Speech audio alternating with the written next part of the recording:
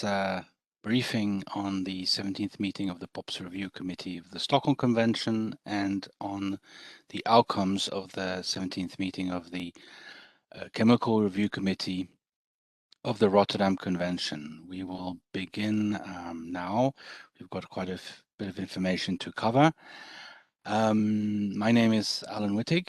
I'm a Program Officer at the Secretariat of the Basel, Rotterdam and Stockholm Conventions. I'm joined today by my colleague Andrea Lechner, who will be providing the information and briefing on the outcomes of the 17th meeting of the Chemical Review Committee. We will start. I will start by providing the briefing on the POPs Review Committee 17th meeting, and then pass over to my colleague. And then after those two briefings, there will be a session of questions and answers where you can raise any questions or seek clarifications or make comments. This session should last about 1 hour. And while we are providing our briefings, if we kindly ask you to keep your microphones switched off and your cameras also off to improve the quality of the sound. So let me begin with a briefing on the 17th meeting of the POPs Review Committee meeting. So first of all, just a reminder of what is the committee doing and what it is mandate. So the POPs Review Committee, also known as, in short, POPRC, is a subsidiary body under the Stockholm Convention, and it is mandated to, on the one hand, review chemicals proposed for listing in Annexes A, B, and or C to the Convention. And this review takes place according to the process which is set out in the Article 8 to the Convention, together with the information requirements and criteria that are set out in the Annexes D, E, and F to the Convention. And just to recall that this review, once a proposal has been submitted by a party to the committee will then follow this review process, which takes place over 3 steps, 3 review stages, essentially. And later on, we'll see that there are currently chemicals under consideration by the committee in those 3 different stages. The committee is also mandated to make recommendations to the Conference of the Parties based on its review, and also is to undertake other technical work as assigned to it by the Conference of the Parties. The committee is composed of 31 government-designated experts from 5 UN regions. And the POPRC meetings are open to observers, and in the context of these meetings, observers are either parties to the Stockholm Convention or observers to the Convention's COP meetings. So looking a little bit closer now at POPRC 17, the main features, and then we'll detail some of these a bit later on. So mindful of the current and ongoing COVID-19 pandemic situation, and taking into account the related measures in Switzerland, the POPRC 17 meeting will be held as a face-to-face meeting, and participants who cannot attend the meeting in person can participate remotely through an online meeting platform, and I'll give a bit more detail on that in a few slides. The interim chair for the meeting is Mr. Peter Dawson from New Zealand. The meeting will be held between the 24th and the 28th of January at the CICG in Geneva, so the Geneva International Conference Center. Just to note that there was a recent change of venue. It was initially planned to be at the so-called CCV, Varenbe Center, which is just opposite the CICG, but the CICG was freed up for those dates and recently, and so the decision was to move the meeting to that venue as it provides more space and better infrastructure to run this meeting under the current conditions. We'll also take a closer look at the schedule, but in general terms, the plenary work follows basically the same or very similar times as when the meeting is held in Rome. So plenary will start at 9:30 in the morning. and end at 5:30 p.m. In the afternoon, with a 2-hour lunch break. We've extended by half an hour from the past the lunch break to give a little bit more time for participants to find food and etc. The plenary sessions, as usual, will be held in the 6 UN official languages. Contact groups meetings will be held in English only, either in the evenings after the plenary has taken place, or when no plenary is taking place. And so there are certain days where they will be reserved for contact group work. Pre-meetings were held on 1st and 2nd of December, and these pre-meetings provided an early opportunity to introduce the key documents which related to the technical work of the POPRC 17 meeting. And it was also an opportunity for participants to raise questions and collect comments. And you will find more information on the meetings at the website that's shown on the screen here. And I'll come back to this also a bit later. There's an important page which is called the information for participants, which is being updated, taking into account the evolving measures that are announced by the Swiss authorities for gatherings.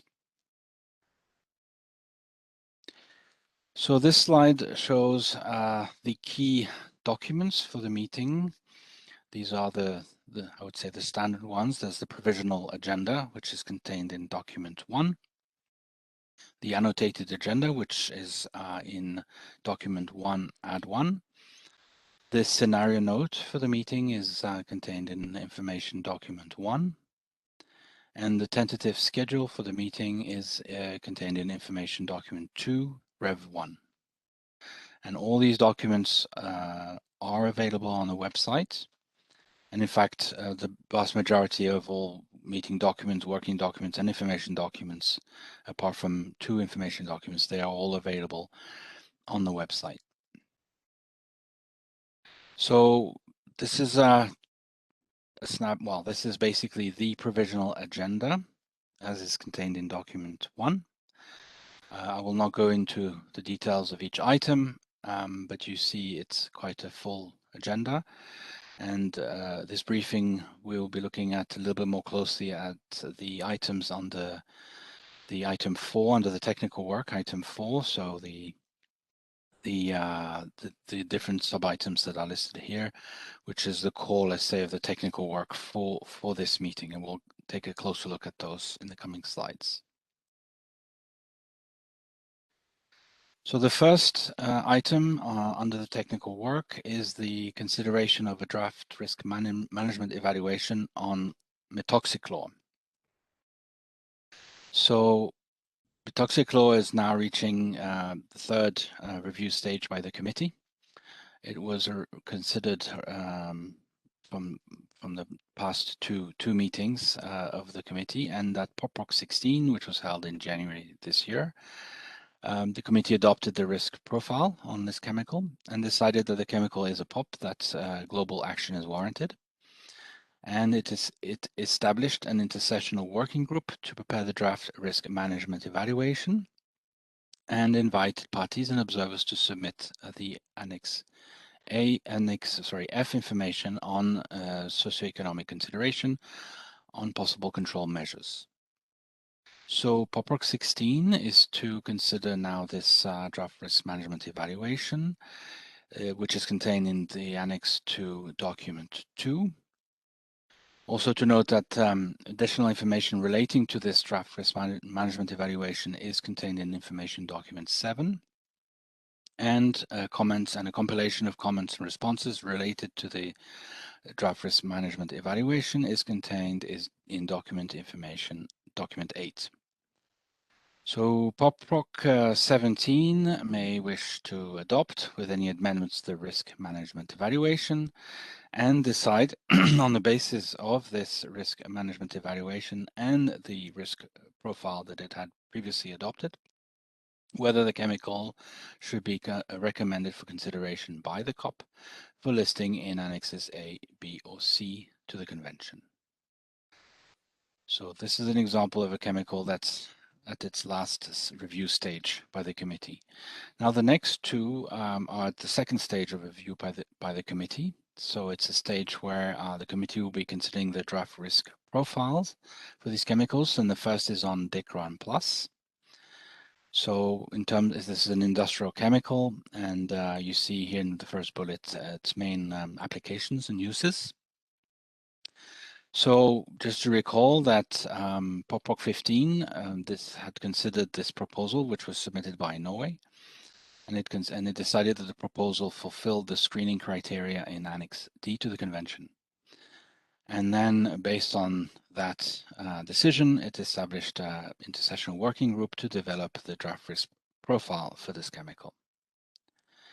So now, so at POPRC 16, it was the first time the committee considered this draft risk management, this draft risk profile, sorry. But the POPRC 16 decided to defer its decision on the draft risk profile to POPRC 17, as it was unable to reach agreement that the information on adverse effects was sufficient to reach a conclusion.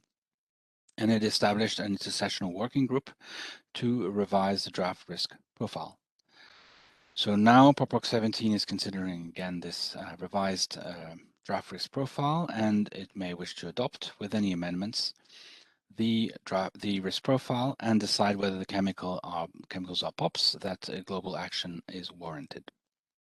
And if so, it may decide to establish an intersessional working group to prepare a draft risk management evaluation and invite parties and observers to submit Annex F information on socioeconomic considerations on the possible control measures. So the next chemical being considered is UV328. It's actually now at the same stage of review as the Decron Plus. It's a UV absorber used in many products, as shown on the screen here. And at POPRC 16, the committee considered the proposal that was submitted by Switzerland and decided that it met and fulfilled the screening criteria in Annex D to the Convention. And it established an intersessional working group to review the proposal further and to prepare a draft risk profile. So now the draft risk profile is available to the committee, and POPRC 17 may wish to adopt it with any amendments and decide whether the chemical is a POP that global action is warranted. And much like the process we were just describing for Dicron Plus, POPRC 17 may also establish an intersessional working group to prepare a draft risk management evaluation and invite parties and observers to submit Annex F information on socioeconomic consideration on possible control measures. So both these chemicals are now at the same review stage, which is the second of the three review stages. Now turning to the proposals for listing new chemicals, there are actually three in front of the committee. The first is for chlorpyrifos. So chlorpyrifos belongs to the group of organophosphate pesticides and is used as an insecticide in agriculture and as a biocide to control non-agricultural pests. It's a proposal submitted by the European Union, and it can be found in document 5. Additional information related to the proposal, it can be found in the information document 4. And in addition, there is information document 6, which contains the verification from the Secretariat whether the proposal contains the Annex D information. And in fact, this information document 6 has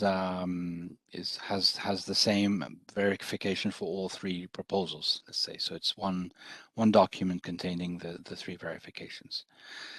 So POPRC 17 may decide whether the proposal fulfills the screening criteria in Annex D to the Convention and may decide to develop and agree on a work plan for preparing a draft risk profile in accordance with Annex E information. So the committee is considering for the first time this chemical, and then if it decides that it fulfills the screening criteria, it'll be moved then to the second review phase. The second proposal, that's new proposal that's going to be considered by POPRC 17, is on the chemical chlorinated paraffins with carbon chain length in the range of C14-17 and chlorination levels at or exceeding 45% chlorine by weight. These are industrial chemicals that are used in several applications, which are shown here, such as secondary plasticizers, flame retardants, extreme pressure lubricants, and anti-adhesive for metal working fluids, and so on. And you can see it on the bullet here, different applications.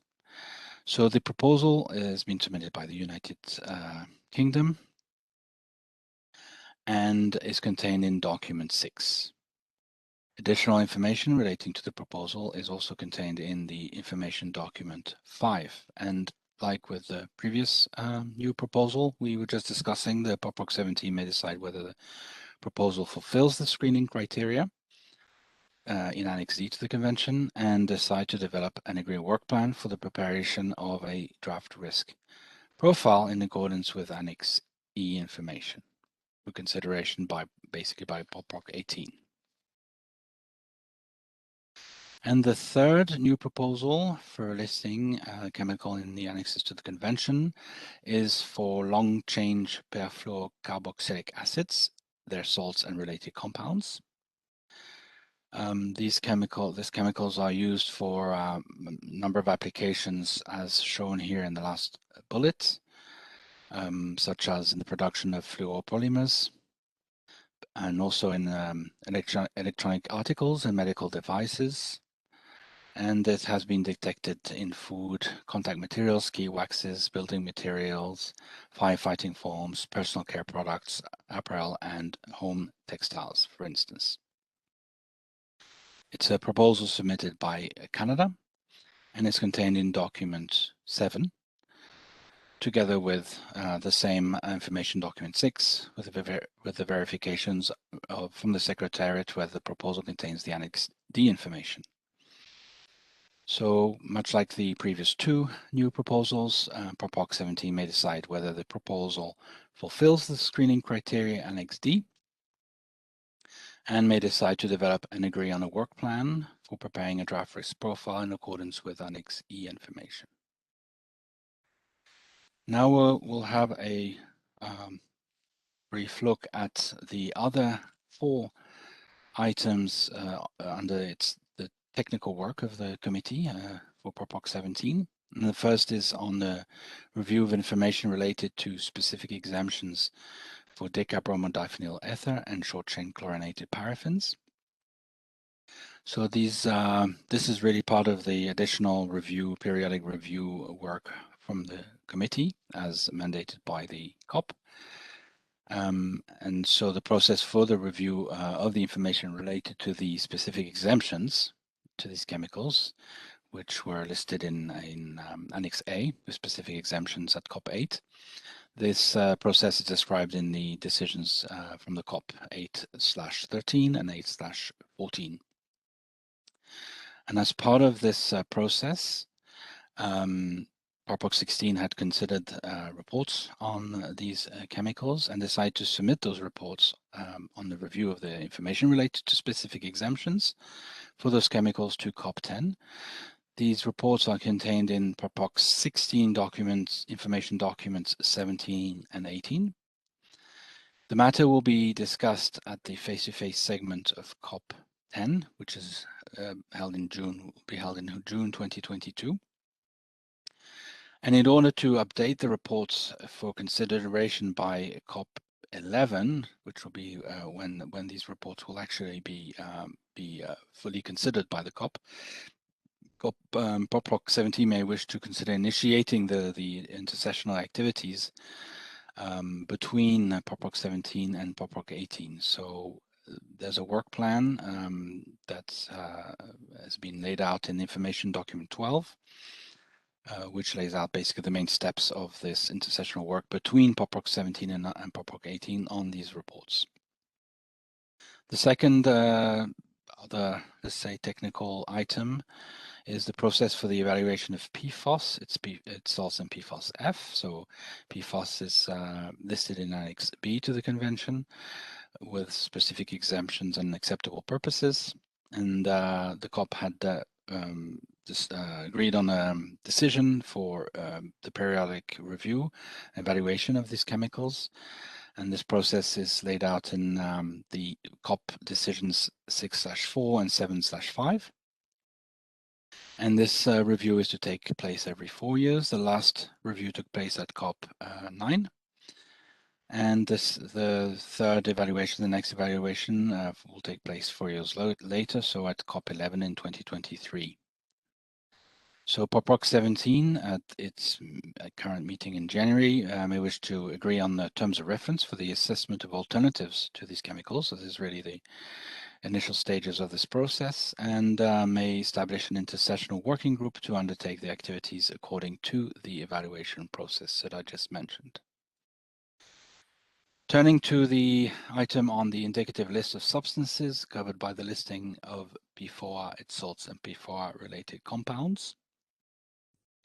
So these chemicals were listed by COP 9 in Annex A with specific exemptions, and at the same COP 9, the parties and others were invited to provide further information regarding the identification of the substances covered by the listing. And COP 9 also requested the Secretariat to compile, in consultation with POPRC, the information submitted and to establish an indicative list of these chemicals. At POPRC 16, the committee reviewed the compilation of information submitted by parties and others, and requested the Secretariat to prepare a further revised draft indicative list, taking into account comments from members, parties, and observers. So this updated indicative list of substances covered by this listing is found in information document 14. And POPRC 17 may wish to review and provide comments on this updated indicative list of substances, and provide the comments thereon.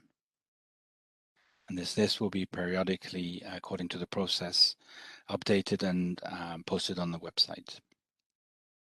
Then the fourth and final other technical item, let's say, is on long-range environmental transports.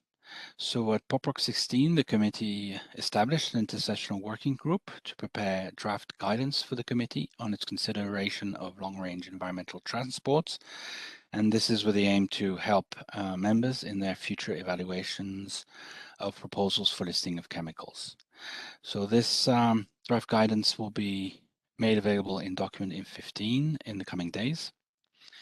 And as further work is required to complete this draft guidance, POPRC 17 may wish to request the intersessional group that was established by POPRC 16 on the matter to further develop the draft guidance, and to agree on the work plan for this work to take place. And this work plan is contained in information document 16.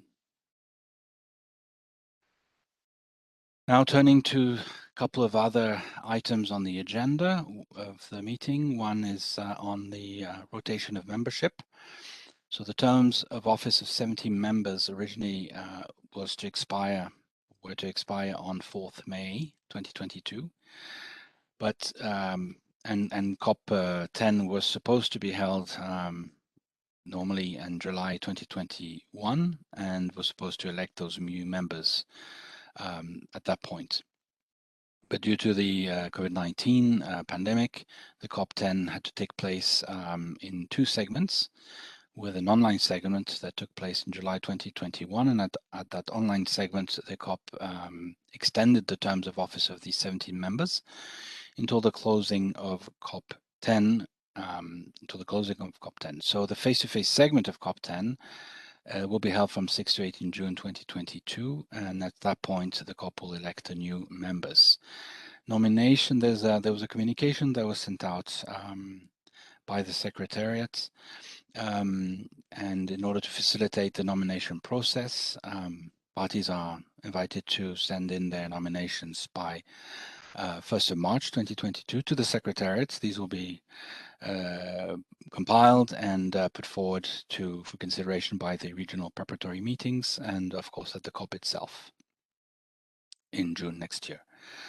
And then as sort of a standard item, the committee will consider the work plan for the intersessional work between POPRC 17 and POPRC 18. So this is a view of the tentative schedule, which is the same table that you find in the information document 2 Rev 1. I will not go in full detail here, but just to flag a few points. While the meeting is a 5-day meeting from Monday to Friday, it is organized according to 2 main blocks of sessions. So the morning sessions will be held from 9:30 to 12:30. Then there will be a lunch break, 2-hour lunch break from 12:30 to 2:30. And then the afternoon sessions take place from 2:30 to 5:30. In the evenings, after the plenary sessions or afternoon sessions, there's a possibility that contact groups will meet in the evening. So as you see on the Monday morning is dedicated to the usual opening of the meeting, organizational matters. Then the committee will consider the item 3 on rotation of the membership.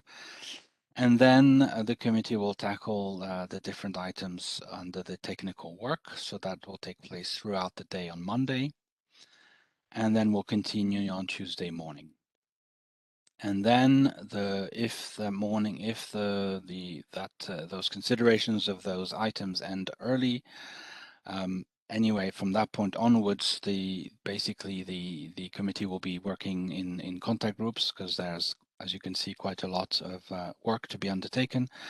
So quite a lot of space will be provided for contact group work. So this would happen on Tuesday afternoon and possibly Tuesday evening.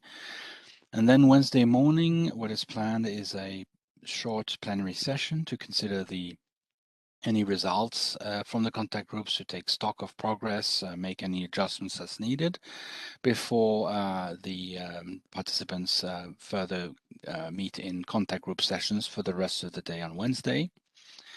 Then Thursday will be really dedicated to contact group work fully, so there'll be no plenary meeting on Thursday. And then Friday will be mostly plenary work, but basically to consider the results from the contact groups, to adopt draft decisions, and then consider the remaining items on its agenda, the work plan between POPRC 17 and POPRC 18 on the different intersessional groups, the venue and date of the 18th meeting of the committee, other matters, if any, adoption of the report, and closure of the meeting. The meeting is scheduled to close at 5:30 p.m. on Friday. Maybe just a point here to add is, and I'll come back to that also a little later, is on the intranet site. There will be, as usual, an intranet site for the meeting, and there the schedule will be, the daily schedule will be announced. So if there are any changes to this initial plan, these will be on a daily basis will be updated on the intranet site. So in terms of the participation in POPRC 17, so registrations for POPRC members and observers is required to participate in the meeting. The deadline for registrations was 17 November this year, and confirmation letters were sent out as of 29 November. Hopefully most of you that need to be registered have registered. If you have not and still need to, there's still a possibility, but you need to do this as soon as possible, as there's quite a few things to set up based on the registrations we receive. And yes, sorry, just to mention that if anything related to registration, you can please contact the Secretariat, my colleague Stephanie Cadet, and the email is shown here on the screen for any matters related to registration. And then my two final slides provide information for participants. I mentioned this earlier, that this information and in further details also can be found on the website of the meeting. And these are actually, this particular page on information for participants is being updated based on any changes in the measures from the Swiss authorities in particular. And it's been recently updated. So just a couple of points here to keep in mind and to highlight. So in terms of measures, COVID-19 related measures for entering Switzerland. So first of all travelers entering Switzerland must present a proof of negative test and must complete an entry form with their contact details. This is called the Swiss PLF form. So in fact, even travelers that are vaccinated now, this is a fairly recent measure since 4 December, need to also present a proof of negative PCR test before boarding. Persons entering Switzerland directly from a Schengen state or other countries, which are set out in the list of State Secretary for Migration, which is you'll find all these links on the POPRC webpage. They have access to the Swiss territory, provided they fulfill the entry requirements that I just mentioned above. All other countries and regions are currently considered a high risk, and some entry restrictions do apply. Persons entering Switzerland from the majority, however, of these countries can enter Switzerland if they have if they are fully vaccinated and have fulfilled the entry requirements. If the traveler is not vaccinated, an exemption allowing entry can be sought based on the justification that the person is attending an international United Nations meeting in an official capacity. So this is actually done through the visa application process, if that is required for travelers for which it's required, just by presenting the personalized official invitation letter for the meeting. And if a visa application is not required, you are recommended to bring a copy of the invitation letter, the personalized version, with you when you travel in case you're asked. There'll be also a number of COVID-related measures at the venue. These are following the Swiss the measures imposed by the Swiss authorities and the United Nations guidelines for holding such meetings. So a Swiss COVID certificate will be required to enter the meeting venue. This COVID certificate can be requested before departure, and again on this webpage there's the link where you can access this information and the form to fill in. And we recommend that you do that at least 2 weeks before, if possible, 2 weeks before your travel. And this certificate provides documentary evidence of either a COVID-19 vaccination of one of the 6 WHO-approved vaccines, or proof of recovery from COVID-19, or proof of a negative PCR test. And just to note that the PCR results are obtained within about 24 hours, and for Switzerland they're valid for 72 hours, so the pass is valid, the certificate is valid for that same period of time. And rapid antigen tests results are obtained in 15-20 minutes, but are only valid for 24 hours in Switzerland for the purpose of this renewal of this COVID certificate. We are putting in place testing facilities for rapid antigen tests for participants on site. So, so this will allow those that are not vaccinated to be able to obtain this COVID certificate to be able to enter the building. The COVID tests themselves are the cost for the tests need to be borne by the participants. They're around 30 Swiss francs currently, and we'll see if we can find them in a way to bring the cost down. There'll be some other health and safety measures to follow at the venue. such as, for example, masks will need to be worn at the venue, and this is the same in public transport in Geneva and different public spaces. And there'll be other health and safety measures in place in line with, the measures from the Swiss authorities and the UN guidelines. And this is now my final slide. So there's, as I was mentioning, there will be an intranet site for the meeting. This is a password-protected intranet site. Username and passwords will be provided to all registered participants by email prior to the meeting. And the intranet site will contain the usual information relevant to the meeting, pre-session documents, in-session documents, the draft report, information on daily schedules, and so on, all the usual information that's directly relevant to the meeting. So as I was mentioning, POPRC 17 will also be connected online via the platform Interaxio. This is a platform that is being used by other UN international meetings. It allows for simultaneous interpretation into the UN languages. It will be used both in the 6 languages for plenary sessions and also for the contact group sessions in English only. So this is for all those participants that I've confirmed as participating online. But in fact, all participants will, even those participating in person, will receive also the connection details, just in case there's a need to move to an online setting for certain participants. So instructions and guidance on how to connect to the Interaxio session will be sent out by email ahead of the meeting. And there's going to be 2 test sessions to ensure the participants are technically ready to connect to the Interaxio system. These will be held on 17 and 19 January, and further information will be sent ahead of those meetings by email.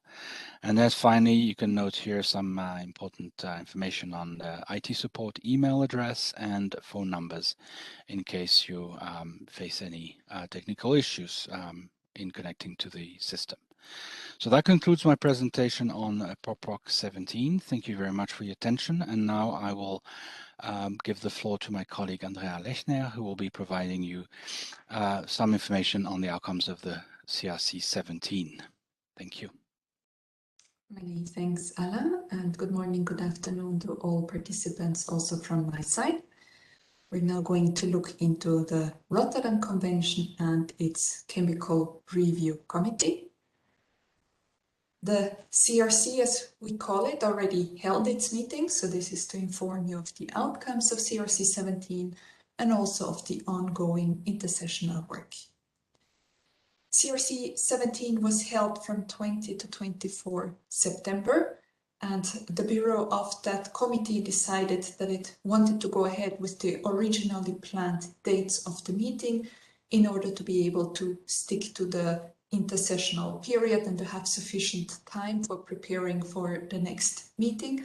And because it wasn't able to meet in a face-to-face setting at that point in time, it was held online.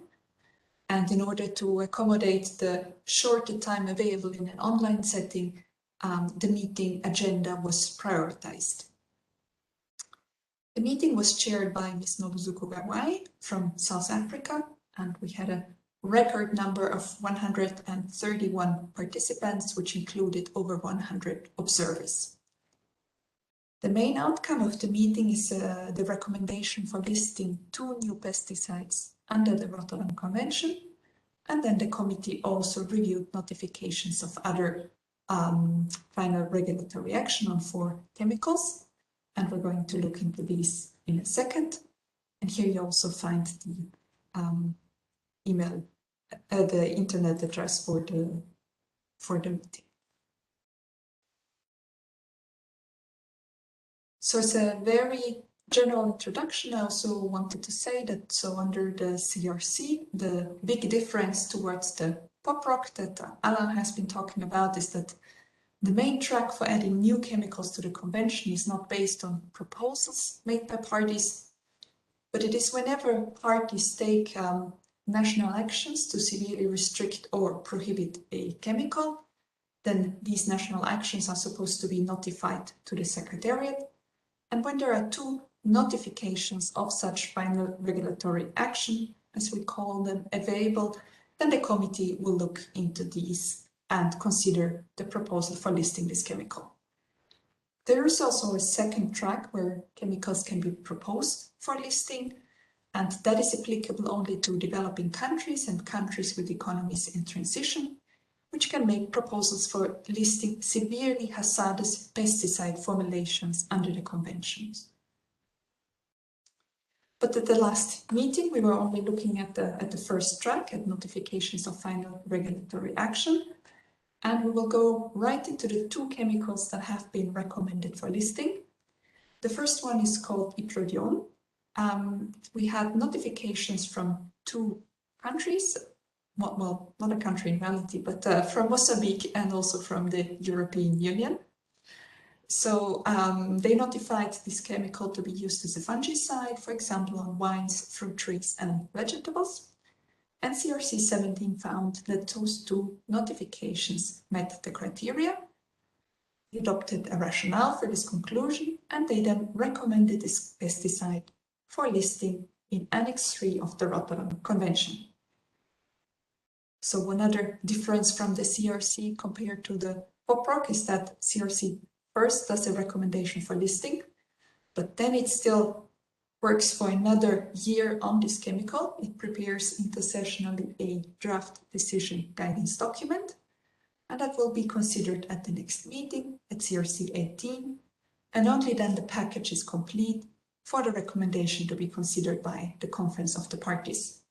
So assuming that CRC 18 would complete the work on this draft decision guidance document, then the chemical could be considered for listing by COP11 in 2023. And the intention of this draft decision guidance document is that once the chemical is listed, it will provide guidance to parties to decide on whether they still wish to continue importing this chemical or not. And this document is prepared by the CRC for consideration by the COP. The second chemical that was recommended for listed is turbofos. We had notifications of final regulatory action from Mozambique and Canada. They notified this chemical to be used as an insecticide, for example, on maize, sorghum, potato, beans, and sugar beets. The notifications were found to meet the criteria.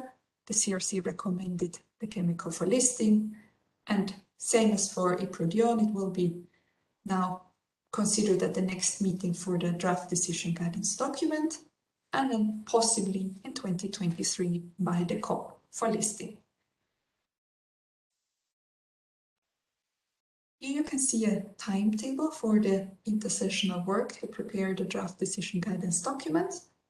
And in particular, I wanted to highlight this second review of the draft step that is taking place from 10 February to 10 March, because that is the point where the draft DGD will be sent out to all members of the CRC and all observers. So those are parties to the convention, but also observers to the convention. And so all official contact points under the convention should get the DGD in this period of time for comments. And then you can see that it will be finalized in May and then presented to CRC 18. CRC 17 also had a couple of other notifications on the agenda. There was CO card. There were notifications from Mozambique and the EU, and CRC 17 already agreed on a notification from EU that it met the criteria. And for the Mozambique notification, it did not yet come to a conclusion.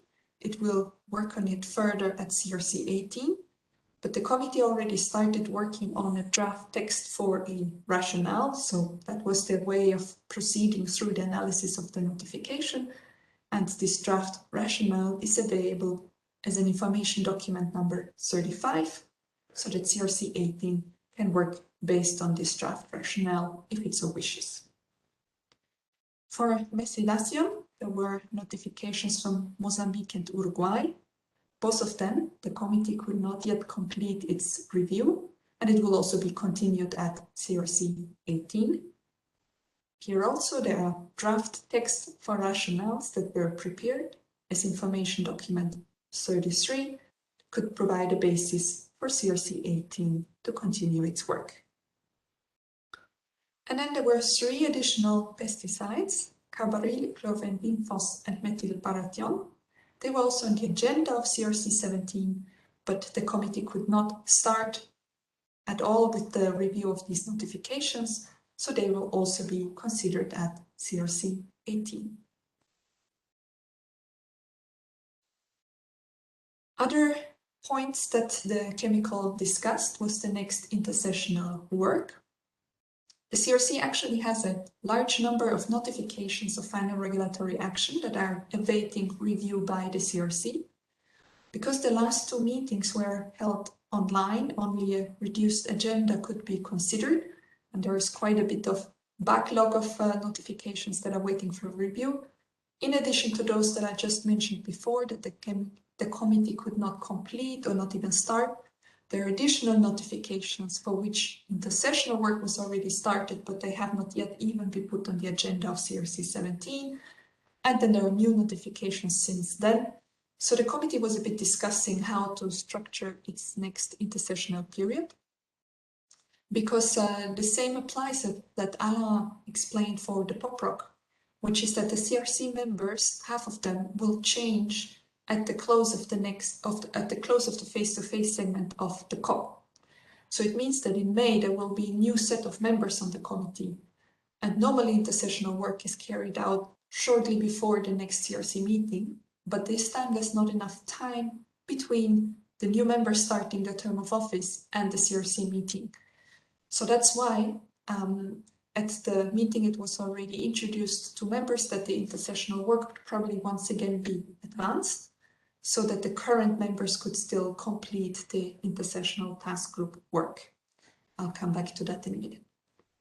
There was also discussion on the CRC Bureau, because all of the 5 Bureau members have terms of office that are ending at the close of the face-to-face segment of the COP, unless they're extended. So the CRC took a bit differentiated approach. 2 of the Bureau members were already replaced, so new Bureau members are in place, and 2 Bureau members will be replaced once the new members are also known.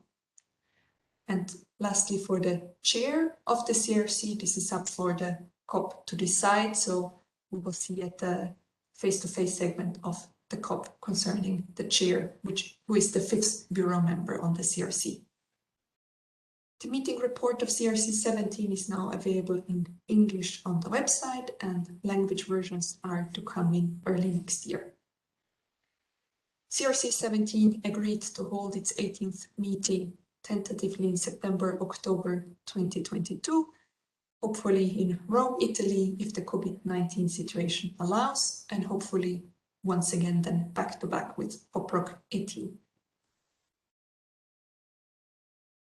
So here is some very up-to-date information about the intersessional task group work ahead of CRC 18. The preparations have already started. Discussions have already taken place with the Bureau on which chemicals will be considered for intersessional work and the timing of the intersessional work. So this is very up-to-date information. It's already available on the CRC 18 website, and the CRC members will also receive an email about this shortly. So considering the large amount of notifications that are waiting for CRC review, and considering how much work is possible in the intersessional period, in addition to the work on the DGDs, and even assuming that there will be a 5-day face-to-face meeting of the CRC next year, there still needed to be some prioritization of the work, because there are so many notifications pending. And the Bureau decided to look into the notifications for these chemicals that are already in some way, work has already started on them. So it's all the chemicals that are already, they were on the agenda of CRC 17, but they were not completed or not started. It's also chemicals that were supposed to be dealt with by CRC 17, but when there was the change to the online meeting, it was already foreseen that it would be too much. So there's also a whole bunch of chemicals and notifications waiting. And for these same chemicals, there have been new notifications received. So the Bureau decided to work on these new notifications of chemicals that are already under consideration. And you can see them here in the list. So it's 8 notifications on 7 chemicals that are now being worked on in the sessional period. To note that this is not yet the final judgment on the agenda of CRC 18, that will need to be discussed with the Bureau once it is really known how the setup of CRC 18 can be. The intersessional work on these notifications involves the preparation of what we call the task group reports, because task groups are set up, they're composed of CRC members, and they do a preliminary review of these notifications ahead of CRC 18.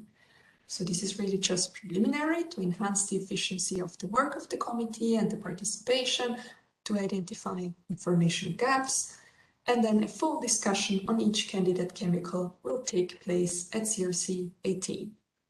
Here also there is a work plan available, and I also want to point out to you the most important steps for all members and observers, and that will be to comment on this draft task group reports in the time frame of April and May next year. So at the beginning of the year, the Bureau will do its first preliminary review, and the task groups are set up, chairs and drafters are doing draft reports, then they're first reviewed by the committee, and then comes this step for public consultation. And then the task group reports will be considered at a pre-meeting ahead of CRC 18, but that pre-meeting is not yet set. You find the address of the task group webpage here, and then also very important for the work of the CRC is the Handbook of Working Procedures and Policy Guidance, because that really lays out how CRC is working. And that concludes my presentation. As you can see, for CRC, we're already in full gear preparing for CRC 18 next year. Thank you very much for your attention, and with that I will hand back over to Alain.